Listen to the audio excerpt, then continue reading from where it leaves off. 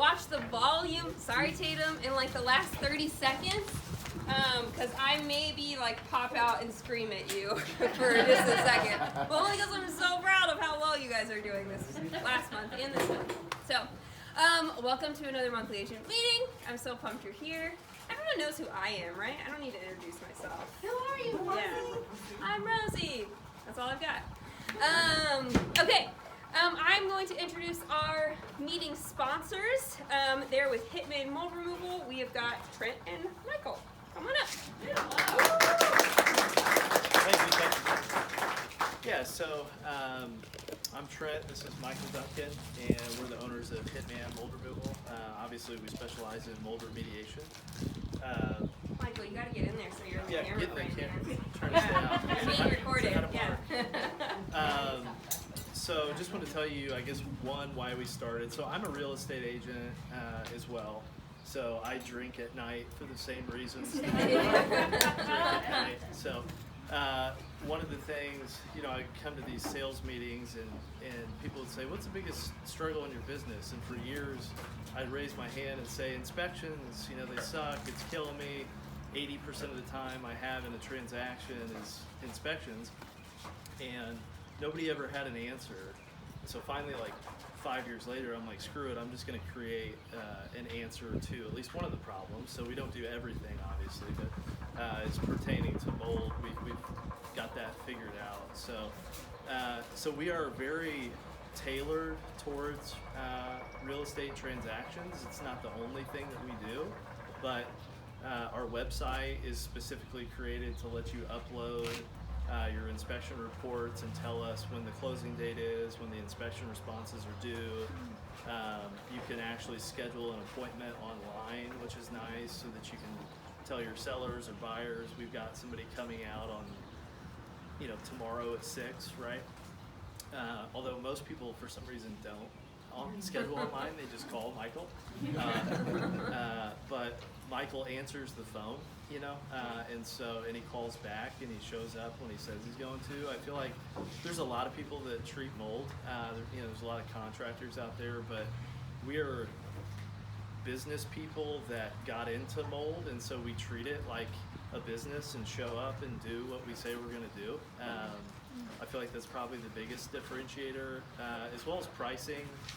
We're pretty competitive on pricing because we're not a restoration company, so we're not working with insurance companies daily, which means when we quote something, we're not inflating it to, you know, to get Erie's insurance's dollar figure. You know, we're just quoting it based off what it actually is. So we don't do a whole lot of waterproofing or anything like structural right now. We do look to expand into radon pretty soon, but as far as structural stuff, we're really not into that right now. But that's probably a next year type goal. So, but anything mold remediation, most of what we see is humidity related, you know, in our deals. I feel like, and so anything like that can be done pretty simply. So we've got some business cards and some flyers and stuff sitting around. Those are Michael's phone number, or youcallwekill.com is the best way to do it online. So. Did anyone catch that that's what their handle is you call, we kill? Yeah. Amazing. So, Do you kill anything or just mold? So We'll take special Do you requests. kill people? There's a lot of people I would like to kill. Yeah. Should we turn the recording on? I just lost some offer that I would love to kill that listing. Yeah, we got a different phone number for you to call. Perfect. Does anybody have any like technical questions or anything? Everybody pretty proficient in hating mold. Yeah. Very proficient. Cool. Okay. Well, we won't take up too much of your time. We have a But question here. yeah. I see a variety of warranties. How do you handle warranties? Yeah, so good question. If we do like a vapor barrier and we treat the whole crawl space, we'll do a 12-month warranty. Yeah. And it's transferable, you know, not that they're probably going to move in a year, but yeah, so. What is your estimate estimation process look like? Like timelines? Same day. Yeah, same day. Yeah, so that's something we're really heavy on is get the freaking information to the people and let them make a decision. And I feel like if we do that quickly, we end up getting the jobs, because I found in my own real estate business, it's like whoever got me a quote quickest ended up getting the job, right? So not only do I want to do it to help you, but I want to do it so that we get the job. And so yeah, we'll get it to you same day. It's not that difficult. It takes 5 minutes for me to type it up. Yeah. So. Do you always have to do estimates on site, or like, hey, I need a picture of this? This is No, Yeah. I've done some on just from looking at the inspection report, but I mean, if it's really invasive, then I like to get out there on site and look at it. But if you have to have it really quick, then I can do it from the inspection report. I think it was Jenny Bliss that asked us. Oh, there she is. Yep. Yeah, she asked us, do you ever go to a site and say it's not mold? And so yes, we do. Yeah. Most of the time we lie and we say it's mold when it's just, I'm kidding. But, you know, like we had an agent send an inspection report last week, said, hey, there's this white stuff on some concrete block. And it was just efflorescence. It was calcium. That's not mold, right? So, or on brick, whatever. You know, it's like, that happens all the time. It's not mold. It's minerals. So we'll tell you that, you know, and that was just done over email. So yeah, we do a lot of stuff over email. Yeah. If you got as is and your tight timeline, something like that, you know, so we get all that. So, anything else? No? Sweet. All right. Well, enjoy. Thanks, guys. Yeah, nice. Yeah, appreciate it. Yeah, of course. Have a good one. Okay, next up, Chris Glassford is telling us about the neighborhood we're sitting inside of right now. So, welcome to the stage. Thank you. Welcome to my hood. If you look at the cute little picture, apparently Gigi stalked me and found out where I live. 100%. Thank you, public record. I live on the 14th block of New York, so it's just 2 blocks away. I like Holy Cross, but the queen is actually Jenny Bliss. Woo woo! She originated, if I were to be like stalkerish where she used to live, she originated on Vermont, on the 13th block of Vermont. Like originated as in like you were born Like- there? What's that story? Yeah. We bought the house in 2000 for $15,000. Woo! So she originated. She originated. And then her dad or her family members own Redub, which is like 3/4 of the houses over there that are all fancy and pretty and that are a builder. So let's go and talk about Holy Cross. So it actually stems all the way to the railroad track. It is the most painful thing in the world, but it does get, you can find bypasses, not with all the traffic nowadays, but there's 2 trains that go every once in a while. That gray house just repays for 1.6 mil. There's a for sale by owner for those people that want to go tackle her. She's pretty aggressive, but you could go get it. Get it, guys. Yeah. 480 for the lot next door. She's not too aggressive. No, she's not aggressive, She's but not. Yeah. yeah. She's aggressive. Oh, on so the you price. went after it. No, I did not. I was just chit chatting when I was showing Michelle's listing. Oh, yeah. Down here. Oh, yeah. Yes, Michelle just had a listing and it went in like 3 days. It's a cute little listing. Bars had a couple all around the park, and then you'll see Call Tad. Andrew Barr. Yeah, just bar. That's amazing. I don't know. I've never called him Andrew. That's No, weird. that's so weird. You saw that. Yeah. There's one over there by Tad, and then just recently next to Tad's is this log cabin for $370, and I think it's like partially original old cabin. So the history of Highland Park, there's a gentleman by the name of Noah Knoll. He was the 5th governor, and he owned this entire land. So it was like from here all the way to Southeastern was a farm. And he said, I'll donate some of the land, aka these houses, as long as you can never touch Highland Park. So it was written in all of the bylaws and all of the governments that nobody is ever allowed to it like basically come into Highland Park and take any kind of development or anything like that. So it is owned by the city now, or the government, or whatever it's owned by, but it's not privately owned. So this will always be Highland Park. It is the second highest park to see the sky, whatever the thing is called. City view. City view. There you go. You can go up there. It is also like stupid busy on the 4th of July. So I would like, you know, if you want to come, cool, but you're never gonna find a seat. So you're more than welcome to. Last year it was really great. You like had nobody here, so you're more than welcome to go in 2020. All right, so just some statistics, which is on the back of this. So the front of it just kind of shows you where we are. We are very close to Arsenal Heights, so people like to like throw Holy Cross as a Holy Cross house when it's not a Holy Cross house. So just, you know, FYI, it doesn't really matter, but that's just kind of where you stand with that. On the back of it, so within the last 365 days, the smallest one was 55, the max was 535, the average is around 328. And then the average rent is roughly about $13.75, so going up a little bit. And then the highest rent is $2,195. That's by Sarah Fishburne. She also lives around here. She lives in, do you guys know who she is? She's a realtor. She lives in Woodruff Place, but they own 2 houses over there, and that's the highest rent that they've gotten. I personally manage 4 Airbnbs in this area, and they make a killing. One of our most recent review was on Thursday, and he nailed it. He was like, hey, we're really concerned about the area when we looked on a map, but it was 75% renovated.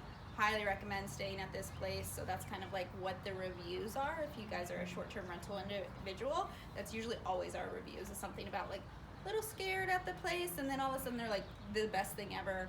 Come to Highland Park, do all this stuff. So 5 years ago, though, even later than when Jenny bought that for whatever she bought it for, the minimum was $9,000. The max was $524, and that was one of the redubs. So the redubs were starting to be built around the 2016. So that's why you got that. Your average is obviously almost 120 less than what it is now. Your rent was less than $1,000, and then your multifamily and your lots were different. Here's all the restaurants and everything else. But I really wanted to talk about this thing. So I'm on the land use committee of Holy Cross. We are a front facade neighborhood, meaning like we don't allow garages to be built in the front. So it is only a front of your house. Just recently we had one where he paid the dues to make sure his garage was in the front, and it's over by the school, but it looks pretty, whatever. He spent a lot of money. But the biggest thing, I don't know if you guys even know, but like how many people know what's happening at Elevator Hill? Do you even know what Elevator Hill is? You pass it on the highway? Elevator Hill is Angie's List. There are 3 elevator companies. So that you can't really see it. The stop sign over there looks like a big park, but that's owned by the elevator company. And then it's like Mid-American Elevators, then there's another elevator company, and then there was another elevator company. So Bill Ostermeyer or something like that. Thank you, whatever. Angie's List alone. Yeah. Yeah. He changed it to Elevator Hill to get away from Angie's List. And they named it Elevator Hill because of the 3 elevator companies that were basically surrounding it. And so most recently, our land use committee president and all of us have been sitting down with a company called 1820. 1820 is a huge developer that said, like, let's bring in let's redo Elevator Hill. Like, this is the prime location. Like, we had Bottle Works over there. Let's bring in something to the east-south side. And the proximity to 65, the proximity to everything, it will bring in a lot of, like, great options and without causing a lot of inner city traffic, because you could just get off the highway and bam, you're right there. And so this is still in the works. And you guys nobody's seen this yet, but if you lived in Holy Cross, you get the option to see it on the land use committee. But essentially what's happening is they are reconstructing. I think page number 2 is the best option. You can kind of see what's happening down here. So all of the green are office and commercial space. Ball State's moving in there. They are also putting we approved a 7-story building for apartment complexes. So the first 2 stories will be commercial, and then it'll be residential apartments, but also more so dormitoriums for ball states and stuff like that, but also just to be rented out. But their intent was there. There is a meeting tonight. If anybody is like, ooh, want to know more, the owner of 1820 Holy Cross meeting at 7 o'clock. Just go to holycross.org and you can learn all about the questions and answers that he has. But they plan to break ground I think in the fall, and they'll be developing it. Their intent is, they came to us before they even started developing this to say, like, what do you guys as a neighborhood really want? And so we definitely talked to them about like more businesses, more like communication. So there's gonna have a lot of events. There's a huge event space. They plan to have a farmer's market, kind of like Garfield's Park a little bit to an extent. So that's all going here.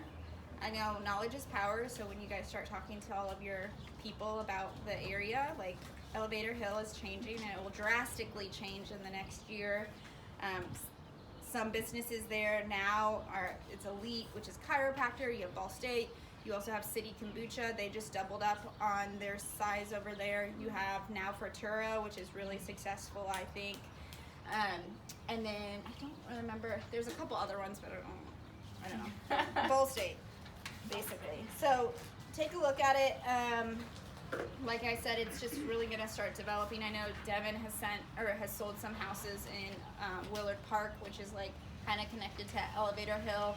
So if you're working highly with like developers, you know, if you were to talk about something, you have Irish Hill, which kudos, I sell that house tomorrow, which if anybody knows what I'm talking about, is this crazy looking house on Hill Place. Wait, is that the one Like with the the house? library? It's the double-story library. Yeah, the one. I can't believe It only it took me a year and a half to sell it, and I sold it to my One ex-teammate. off of Detroit and Southeastern? Yeah. Yeah, that's an awesome place. That's sold tomorrow. So Irish Hill is connected to Holy Cross, and so a lot of people are looking and investing in Irish Hill, and then Holy Cross and Willard Park because of what's happening at Elevator Hill. All right, spoken up. Any questions about it? Work hard.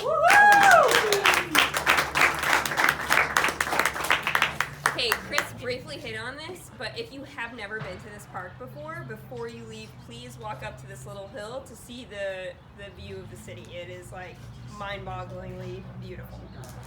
Okay, Crystal White, get up here for some recognition and announcements.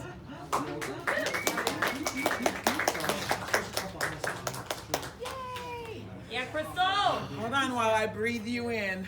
You guys make my heart beat really fast. So I'm excited. I'm gonna do some recognition, but how many of you feel like it is summer? Oh my God, I barely have time to even get to this meeting. Some of you guys running a little crazy? And then there's some of you don't need to raise your hand, who are like, why is my summer so available? I don't have a lot going on. Like, what is up with that? And so I want to speak to those people before I do recognition really quick. You don't need to raise your hand. You don't even need to make eye contact with me. But I've been there. I've been there on the peak when it's exciting and you're killing it and everybody's like, woo, look at her. And I've been there when after that, and you're like, what in the hell is going on, right? And so I just have 3 things I want to share with my buddies that are in that space right now.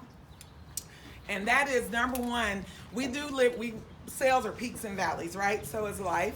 And it's awesome to be at the peak. But right now, if you're in that valley place, there's some things that you can only learn in valleys, at least for me. And this is something that I learned. Number 1, where the head goes, the body will follow. Where the head goes, the body will follow. It's true physically, it's true mentally. And so if your mind stays in a valley state, guess where your body's gonna stay? In the valley state. Also, another thing with that whole mental thing situation is this. When you are down there in the valley and you're kind of feeling that way with the whole, my mind is down in here, another thing that comes to mind and I had to learn from there is not to compare myself to others and how toxic it is. Because I'm going to always compare my valley to someone else's peak.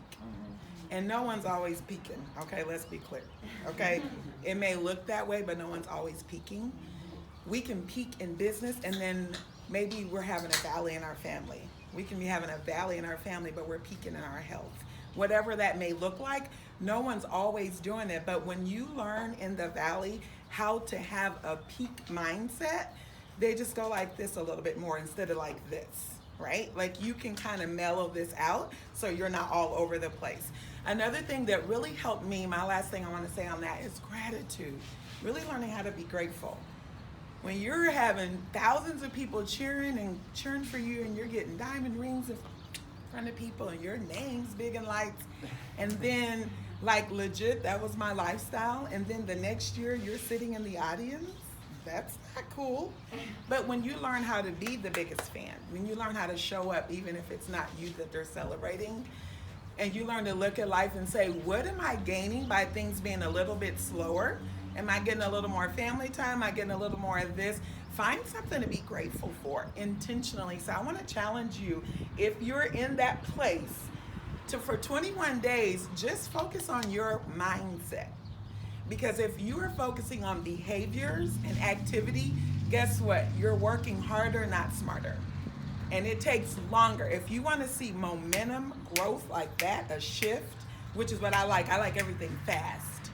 If you want that, then you got to work at both ends. You got to work on the mind shift as well as the activity.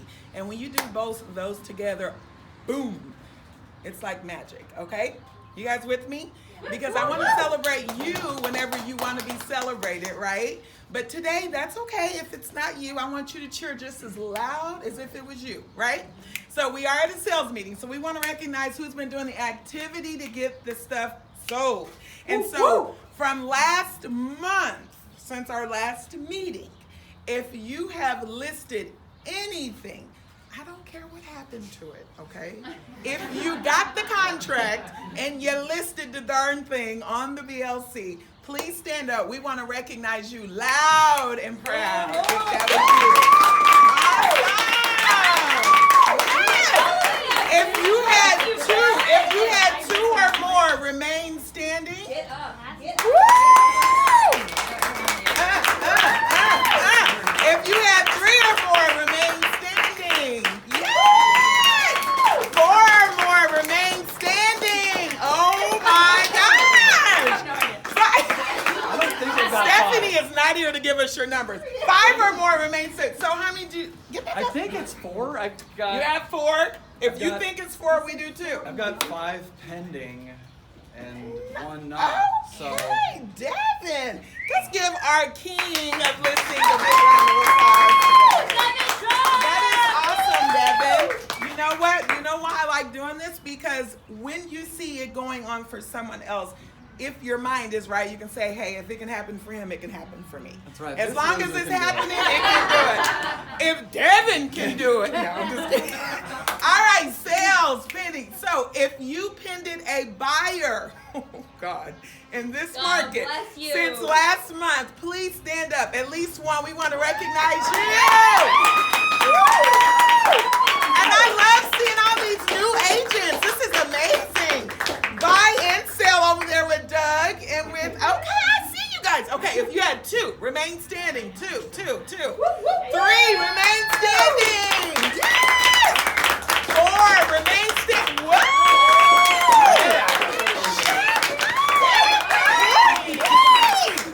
Courtney's like, I don't care what my schedule is, I'm coming to the damn meeting, and Crystal is going to recognize me. Yes, I am, girl. All right, can you I think just... you got a Joel Matthews. Oh my God, are you still standing too? I am so sorry. I'm sorry. Okay, 5 or more. 5 or more. 6 or more. 7 or more. 8. I'm like 8 or 9. Wow. Wow! Give it up for round of applause. It's PR, so it's like from like last week to July 10th, they're closing out. So That is awesome. Nice job. That is awesome, girl. Awesome. You guys, that makes me so happy to see so many of you getting to pop up, even if it's for one. I want to say this in closing. For several different reasons, I've had the opportunity to talk with several agents in different companies and even different marketplaces. And you guys, regardless of their tenure in your business, you know, what you're accomplishing is not, don't take it for granted. Just say that. I've got to talk with a lot of heavy hitters that are just freaking getting hit and they're struggling and their mind is just not in the place. And therefore their actions are showing the same. And so please be extra uber proud of yourselves. And if you guys are wondering, what did she do? What did he do? Go talk to him after the meeting. Love you guys. Keep up the great work. We had an awesome last month, and I know this month is going to be even greater. Thank you. Awesome. Doesn't Crystal just make you feel so good? I just like want to listen to her. Okay, guys, we have Devin Chalk with us here to talk about buyer's agency agreements. Devin, do you want to stand? Do you want to I guess chair? I'll stand, yeah. Okay, I if you think want to that'll be chair, fine. let me know. Sweet. Hi, everybody. I'm Devin Chalk. Been with Platt since the Nottingham days. I've been an agent for a little less than 3 years. Kind of have an interesting career path. I was a professional headbanger for a while, and then Heyo, here's the day. and then, yeah, that's a little embarrassing, but that's okay. It was a fun, carefree way to make a living for a little bit. Then ended up a pastor for a little bit, and then accidentally ended up in sales, and turned out to like really enjoy that. I worked at Angie's List for about 5 years, so I love this neighborhood for lots of reasons. And now I'm a realtor. So kind of having a varied past has kind of given me a bit of a different outlook on this business, how I approach it, and how my business gets run. How many people use agency agreements for their buyers regularly? Okay, that's pretty typical to like have like maybe a third, maybe a quarter of the people. How many people think that like don't do it because they think maybe it's awkward? What are some of the reasons why people don't use them out of curiosity? Yeah. You don't want me, I don't want you. Yeah. One, Yeah. one reason for me is it just was not taught. Yeah. But I would like to go on to say, higher up is asking and almost demanding that we do start using them. So, Interesting. Higher up meaning my higher up just meaning coming down the pipeline from my board, just what we're seeing in other marketplaces, and what we're seeing, the grievance committees having to do a lot of disputes, where if this was common practice in our marketplace, it would not be causing so many problems. Interesting. Yeah. Has anybody like had? I was trained that way, and it's awkward. Yeah. Can you Sure. define what a buyer's agency is for the Oh, yeah. people out there? Yeah, so there's a contract similar to the listing contract called the Buyer's Exclusive Agency Contract. And in the same way that a listing contract kind of binds you to that home and those sellers, that if it sells within the contracted time, you are the one that gets paid for it. And it stipulates how much you get paid, all that fun stuff. In the same way, on the buyer side, the Buyer's Exclusive Agency Contract does the same thing for you. We'll kind of, I brought like 10 copies of one, so we'll kind of like go through it and we'll talk about how I go through it with people, among other things. But it essentially ties you to that person saying, if you buy a house, this is what I'm going to do for you, and if you buy a house, I'll be the agent that gets paid to do it. And there are ways that myself and my buyer agent on my team speak about it to show them what's in it for them, so it's not just looking like self-interest, like I want to protect my money, you know, but instead kind of shows them like, hey, this is creating an agency, you know, where it's my job to look out for your best interest no matter what, and it's illegal for me to look out for my interest or anybody else's. You know, something like that helps people to see like why they would want to do it. For us, it's like obvious, maybe, why we would want to have an agency agreement in place, but it's not always clear to the buyers. because not everybody uses them, sometimes people are like, hey, what's this? Anyway, so I kind of want to talk about, you know, the why, the who, the how, and kind of like the rubber meets the road for agency agreements. And then we'll kind of delve through some questions, maybe talk about objections that you have heard, and we can kind of talk through some of those and see if I can remove some of the stigma surrounding them. And I'm not expecting that everybody is going to be persuaded, and I'm not really even trying to persuade everybody that they should use them, but I want to kind of share why and how I use them and what kind of impact it's had on my business, my processes, and the predictability of my business. So one of the big reasons I use an agency agreement is because it tends to separate like real buyers from looky-loos. There are lots of people, some of them are friends, some of them are online leads, some of them come from a sign call or whatever, who are really just curious about the market, think it's fun to be interested in, see homes and all of that stuff. And they end up wasting our time. A lot of times where people like really aren't ready, willing, and able. You know, they don't have a down payment, their credit score stinks, or they're not actually interested in buying a home. They haven't talked to their significant other about it, whatever reason, they're not really gonna buy. So when they're presented with the idea somewhere along the line that they need to enter into a contractual agreement with a professional about buying a house, it tends to separate people that are serious about buying from people who are not. That's one of the main reasons I use it. It kind of separates the people who are not serious from the people who are serious. It also kind of sets a professional tone. You know, when you think about other industries, other professional people that you come in contact with, a contract shows that like everybody's serious here. You know, like there's a process in place, there's a contract, an agreement, there are expectations being set on both sides. It kind of sets a professional tone and shows like, hey, I'm for real. It also, like I said, kind of formalizes expectations. And not only just like, to some people it may seem obvious that a realtor is going to look out for them and advocate for them. They're going to help them find a property. They're going to look out for them at every step.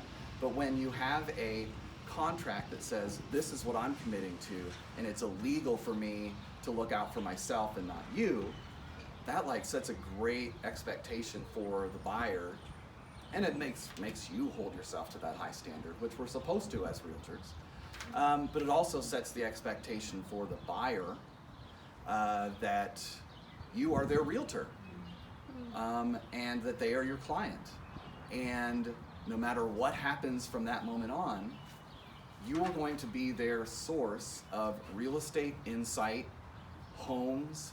You're going to negotiate for them. You know, they're going to see you as that person. Anybody ever thought they had a client and then you get a stray phone call or text message, or you see a social media post giving indication that they worked with somebody else? Maybe you even had a buyer consultation, you set up a search for them, and oh, they're actually buying a house with somebody else. Has that ever happened to anybody? So for me, that was kind of a catalyst that got me thinking about this stuff. I was very early in my career as a realtor. It's not that long ago, I'm still a baby. But had a buyer consultation over beer. It was kind of haphazard, but I was learning, you know. And we talked about what he was looking for, and I said, I'm gonna set up a search for you. And so the next day I set up the search, he's getting emails, and I'm keeping in touch with him. And I see a home come on the market in his target neighborhood in Devonshire, perfect for him. So I text him at like 10:30 at night, dude, I just saw this place, it's perfect. You know, let me know if you want to go see it, you know. Next morning, I get a text message from him. Devin, the most amazing thing happened. I just saw your text message, but anyway, this house came on the market in Devonshire. My friend's mom is a realtor, and she took me to the house last night, and we made an offer, and it was accepted. Isn't that amazing? And so, of course, all I could say was, that's wonderful. Congratulations. You know, that's awesome. I'm so happy for you guys. But in that moment, something goes off in my brain like, well, shoot, I thought this was my client, but obviously this person wasn't. Where are the holes in my process that could have worked to prevent this? We can't completely prevent stuff like this from happening, but what can we do? And this was one of the things that, for me, plugs in at least that hole in the process where somebody could or I could mistakenly think I have a client when I don't. So that's always painful. That was very early too in my time when like a $7,000 commission was like really important. I think I remember crying to Rosie when it happened, and just I was very weepy. Something else. It's painful when you're that early on. Like those checks are life or death. I'll just say this: I had quit my job with no other income. My wife was pregnant with our 4th kid, and we were living on savings, and so this would have been my first deal, and it wasn't. You know, so just the stakes felt really high. It sets and protects your commission rate. We'll go through this when we look at the agreement, but it essentially says, okay, you can choose whatever you want to put. You can cross it out and just take whatever the buyer's agent or the listing agent is sharing with you, but you can set your commission rate in there and set the expectation that you're going to get paid, and it protects that. And we'll get more into that when we look at the agreement. Those are like the 5 things why I do it. Second, who do I do this with? I do this with everybody. I'm closing my sister-in-law this afternoon on a duplex on DeQuincy. I took her through the exact same process I take every buyer, whether it's a sign call, an online lead, a referral, my best friend, or my sister-in-law, or my mother-in-law. They go through the same process, sign an agency agreement, and we take it step by step. And the reason I do that is because it standardizes the process for everybody, creates a consistent experience for your clients. So it's the same for everybody. Everybody gets the same professional treatment. So now the kind of question speaks to what Jenny was talking about, like how it can be awkward and it feels weird to make a friend, family member, or anybody sign a contract. I get it. The way that I do this is I set the expectation very early. Whether it's an online lead, I make my first contact and I'm taking them through. I have a process that I take everybody through. There's first contact, and this is for everybody. First contact, buyer intake conversation, buyer consultation, agency agreement, and we're off to the races. Go find houses, make sure they're pre-approved, all that fun stuff. Devin, is the agency agreement happening at the very end of that buyer's consult? Yes. Okay. Yeah, so I'll kind of take you through that.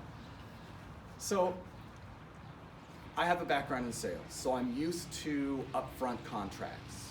Like in a conversation where you kind of set the expectation. I'm gonna do this, we're gonna talk about that, and at the end, this is going to be our outcome, and then you get buy-in. So I have the buyer intake call. I make first contact with that person, whether it's my friend or an online lead, a sign call, whatever.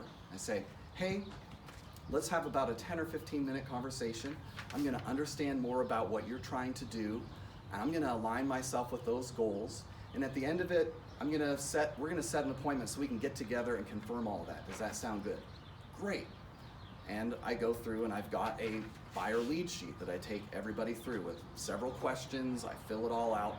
Great. At the end, I'm gonna send you an email. It's got a PDF file in it that talks about how I work with buyers and what we do to help them get their dream home. When we are together, we are gonna go over any questions you have over that packet. We're going to confirm and refine your search criteria, what you're trying to do, your timeline, everything. And at the end, if everybody is feeling comfortable and confident, we're gonna formalize our business relationship. Does that sound good? So I have, from the very first conversation, set the expectation that I'm a professional. In order to work with me, you have to sign an agreement to work with me. That it's what makes me your realtor. And no work gets done in most meaningful industries without some sort of contract, some sort of agreement, just like a listing contract. And so that way you have something that's repeatable. So you're in person, I walk into the buyer consultation. Thank you so much for meeting. This is gonna be great. We're gonna take about 30 minutes to 45 minutes. We're gonna answer any questions you have about the packet. We're gonna confirm and refine your search criteria and set up your search. We're gonna make sure our timelines are all in order, and if everybody's feeling comfortable and confident, we're gonna formalize that business relationship and we will get to work for you. Does that sound good? Yes, great. So it removes the awkwardness, or at least it puts it at the very beginning. That very first conversation, you're gonna find out, is this person serious about buying a home or not? And they already know that you're gonna walk through their door or walk through Starbucks or wherever you're meeting them with a contract that you're gonna hand over to them at the end of it. So we go through absolutely everything, and there has to be nothing sterile or clinical about it. It can be like any other conversation with your friend or a new prospect, whatever. But at the end, we're just gonna formalize it. So some people don't like it because it's like, oh, it just feels like I'm getting hemmed in and I'm hemming them in. But really, you know, when like who you are, all the warmth that you bring to the client agent relationship can still be there. We're just formalizing it so that everybody knows the score and what's going on. Any questions so far before I like kind of open up an agreement and kind of walk through it? I'm kind of like buzzing through it. I just have a comment. So Yeah. The way our team's done it, it's kind of an interesting nuance of both. So we use them, but we typically, it's kind of, I don't know why we do this, but, so I've kind of felt similar to Jenny, but, like, once something's under contract, we send the agreement then, just to have it in writing. And that's been part of like our transaction process. Yeah. Once someone's under contract, and it, kind of, I don't know why, I've never asked questions, but. That's okay, we're not gonna get into that. But anyway, that's always been, yeah. Yeah, I've heard of some folks who. But I don't sit down and present it, it's just kind of like, here's, you know. Just slip it in there. Yeah, I find, so I've heard that some people will do it like when they send over the offer for signature.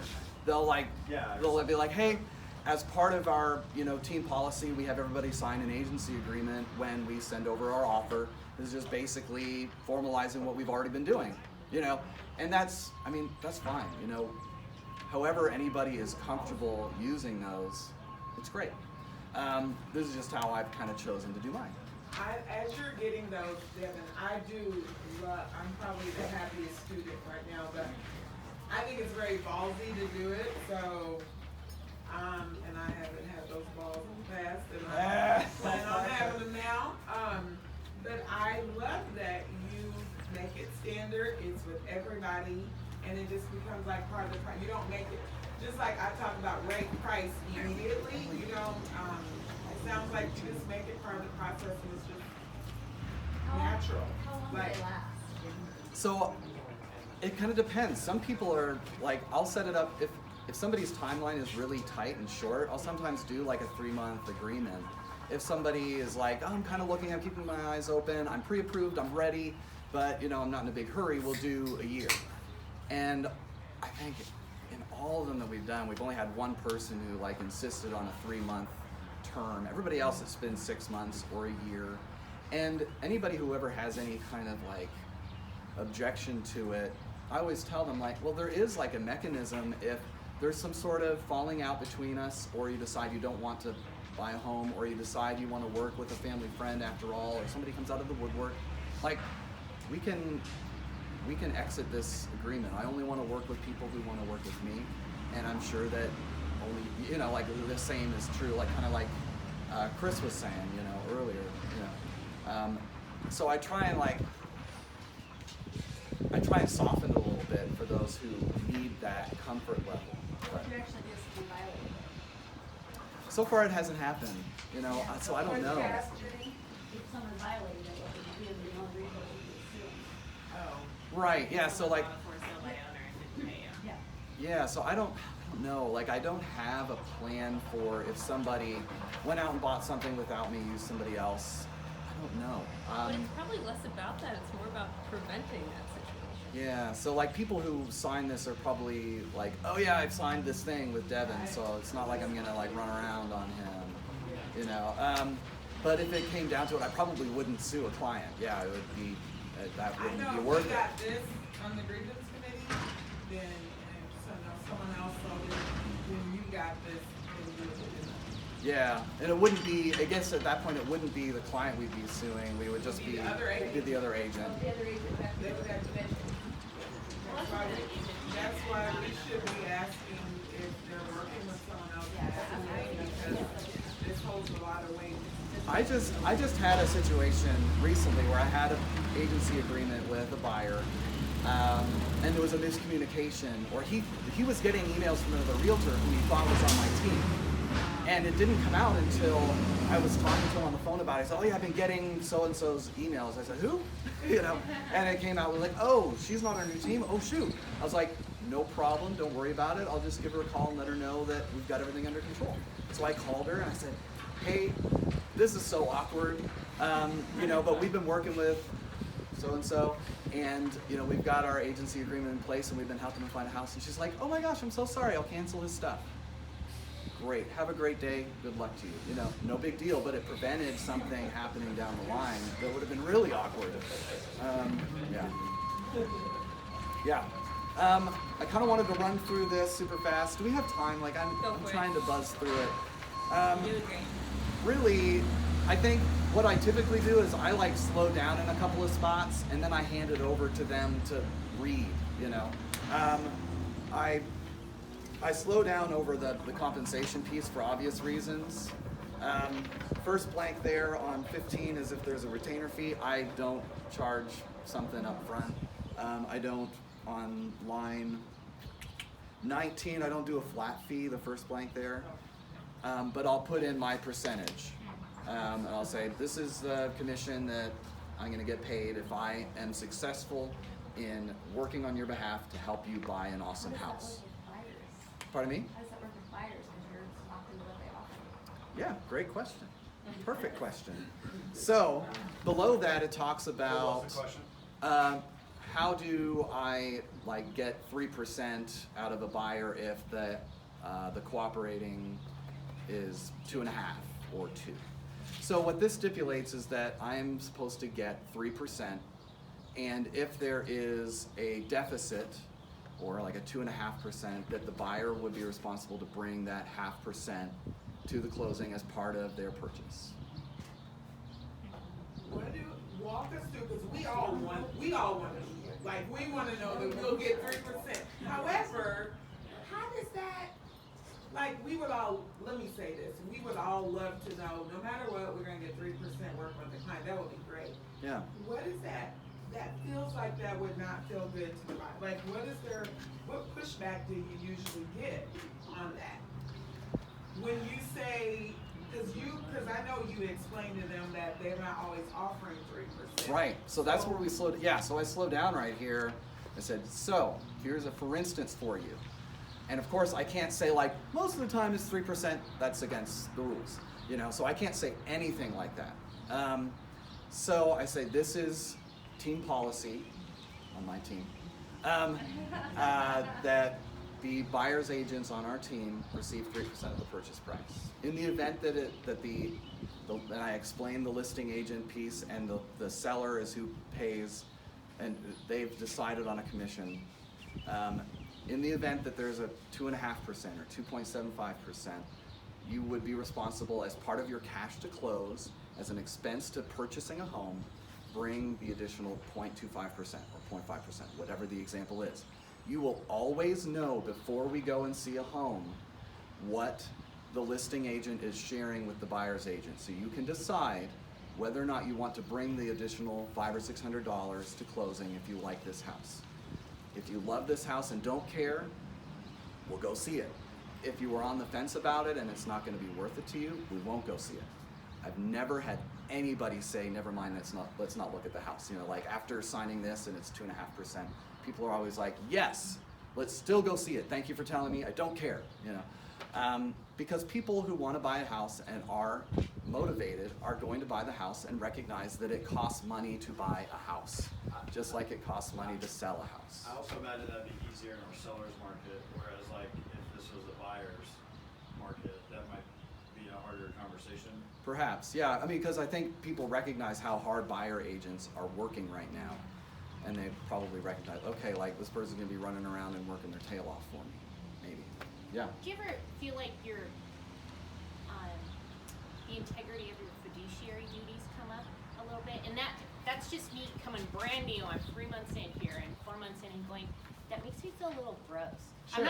I'm not trying to say anything that there's bad about How that. could you? But I what sees what you get with Tanya too, I'm sorry. But it just makes me feel a little gross when the scenario you gave. Sure, yeah. And I want to be really honest with you because I want to Totally. understand it, because at the same time I think it's the right thing to do as well Sure. for everybody and for Yeah. our industry, but how I personally would be able to present it in a way that wasn't giving me a gut check of, is it worth seeing this house or not? Like that feels dirty to me. That Totally. You know what I mean? Yeah. And I hate And that I know- said that. I'm sorry. And you know, absolutely. As an agent, of course, we would hate for the obstacle to a home be like the $300 extra Yeah. that they would have to bring to closing. Right. But I think when you're saying $300, it could be thousands. Right. Yeah. It could be. Yeah. It could be So, like- Depending on the house. Yeah, Could be depending on tens the of home. That's true. thousands. It could be, it could be a Can lot. Yeah. I wanted to add, and tell me, because I've never used one, so I'm not sure, but I'm assuming that part does not have to be the case. Okay. What I mean is, and correct me, Devin, because you're the expert in this, literally, because I'm a fish out of water. But I'm assuming, now Devin, for his business, it works best for him to know he's gonna get 3%. For someone like you, Tanya, that might be like, I really wanna do this, but I don't wanna cap that off. I don't think it's an all or nothing. I think Okay. you can leave it where they just know, I am your agent. If you buy a home, regardless of the BAC, I get paid whatever that listing agent is Right. offering. Right, you can cross it out. You don't have to set a standard. Yeah, you can don't cross have it to out. say it has to be 3%. And I have done that for some people where I'm like, it's like if it's an investor who's gonna buy a $40,000 house and the numbers have to work and the BAC is $400, you know, like I'm probably not going to hold him to something like that. If it's a general consumer, I'm more likely to put a number in there, but you don't have to put a number in there. If it makes you feel slimy or if it makes you feel like it's not in my client's best interest to put a number here, then you just don't, and that's okay too. Yeah. But that's not the crux of this thing, but it is no, like, and it's just part of it. I just, when you're talking about my comfort level of explaining it, and I appreciate you giving us that real-time example. Yeah. That just was my gut check, and so I. Thank Well, you. and it is interesting that, like, the way our industry is set up, that it costs sellers a lot more money to be a participant in a real estate transaction. Buyers have been accustomed to, I bring the down payment and my closing costs and I get to buy a house, and the seller is like, oh, I have to pay 6% or whatever it is to pay for everybody's commission. You know, that's painful. So the idea that a buyer might have to pay 0.5% or 0.25% of a real estate transaction isn't that crazy when you really think about it. However, it is perfectly legitimate for people to just cross that out and just be glad to know they have a real client and not worry about the commission piece. That's fine too, because the predictability of your business is one of the biggest pieces. You can know exactly how many clients you actually have instead of these people floating around. You know, I've got like 45 people's searches set up, but like you don't know how many are serious. This tells you how many are serious. Gives you a really good idea, whether you put a percentage in there or not. Beyond that, I don't feel like I have to go through the rest of the contract, because that's really like the toughest part. And if there is a snag anywhere, it's there. But the great thing is you can remove the snag by just deciding I'm not going to stipulate what my commission will be. Yeah. Speaking of, are you starting to get more and more pushback with buyers signing that in our market with so many for sale by owners living on the market? I haven't. What And that means?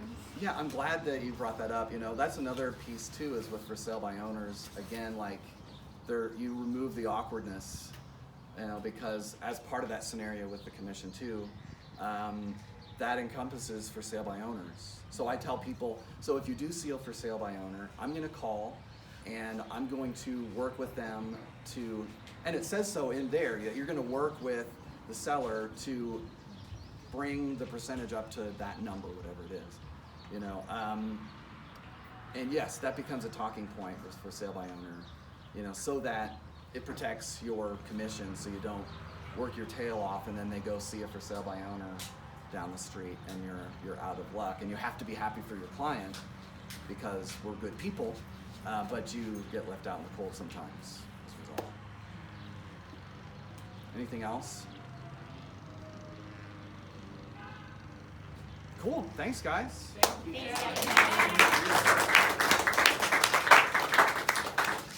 Kevin, that was amazing. Oh, thank you. Seriously, thank you.